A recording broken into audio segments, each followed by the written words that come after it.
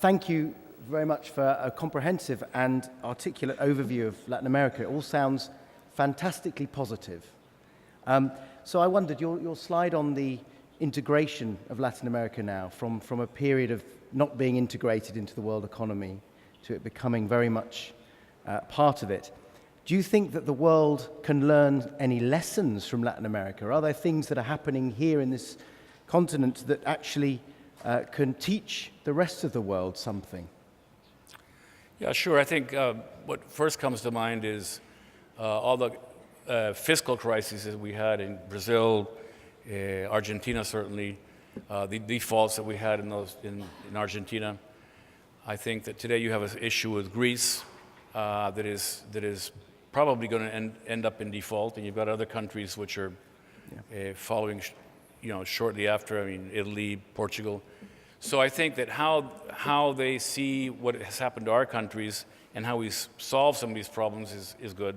That's the negative side.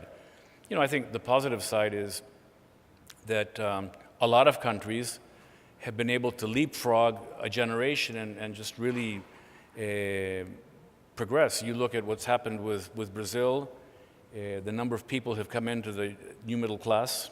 I believe it's in the last 5 years, it's like 60 million people. You see what's happened with Chile in the last 30 years. So Colombia now has taken care of its problems internally. So there are a lot of things going on that are very positive and very good structurally, I think. And as far as you're concerned, will your business interests remain firmly in Latin America, or are there opportunities you see for Arcos Dorados or your wider interest to expand beyond Latin America? Well, no, my company is basically, almost all of it in Latin America and the Caribbean.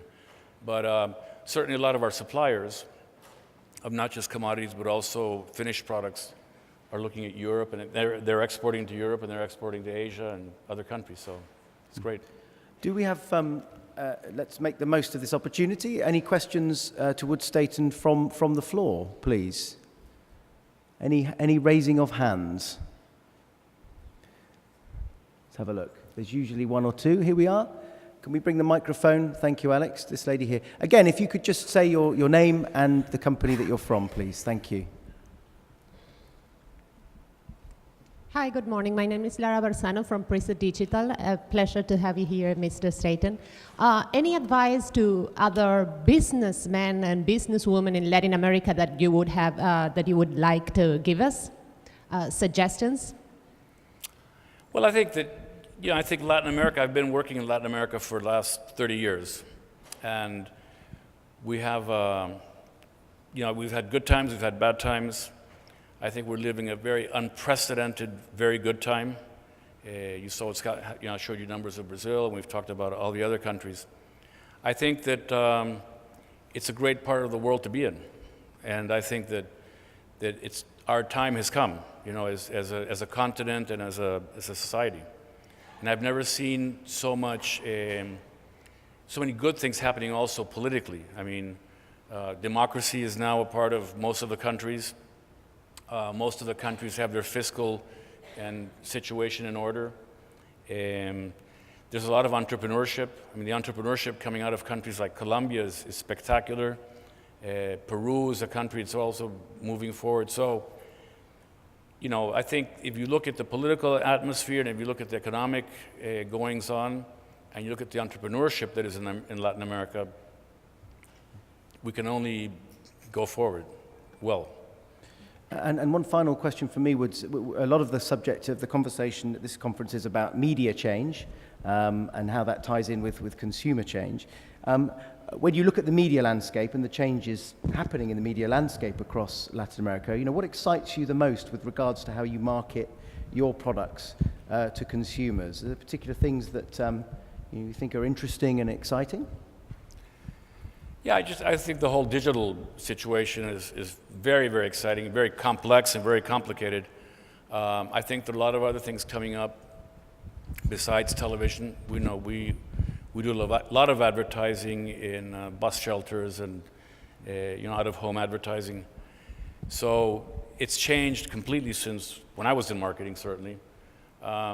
There's a lot more communication between countries and between different people. So, for us to be able to differentiate our marketing and to target different people, it's complicated. And I think there's a tendency or a desire to become one thing for everybody. And I think we're battling that in our own company. We're trying to maintain ourselves with local and relevant, certainly menu items and relevant messages, because I think you can lose yourself from that local touch. And politicians will always tell you that all politics is local. They might talk about how to bring about world peace, but actually they have to take care of their local constituency if they want to be reelected. And I think the same thing happens with products. Talking of those politics and those local issues, McDonald's in the past has got into trouble with regards to issues over obesity and health and sodium in foods and so on and so forth. In Europe, there is a sort of latent concern that the policymakers may well attack advertising in order to try and solve a connected, as they see it, problem, which is obesity. Do you see the same concerns politically affecting your business in the years ahead in Latin America? Well, I think we have a lot of challenges. I mean, I think some people see certainly our industry as the new tobacco, and I think it's a mistake. If you look at the food that, for instance, we sell, the amounts of sodium, the amounts of fat, or the amounts of sugar, they're probably lower than what your mom would cook for you at home, which is, the best food, what mom prepares. And we've taken a lot of steps recently. We're coming out now. We just started in Brazil 2 weeks ago with a Happy Meal where we've reduced sodium 10%, we've reduced sugars, we've reduced the portion size, we're controlling, the amount of calories.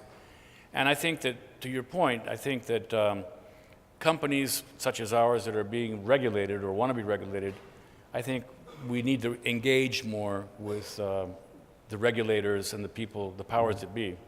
I think you can't hide and you can't be defensive. You have to be part of the solution, be part of the situation. Thank you very much. We have one more question from the floor before time's up. Thank you. Hello, sorry, I'll try to be quick. It was very refreshing to see an optimistic view on Latin America.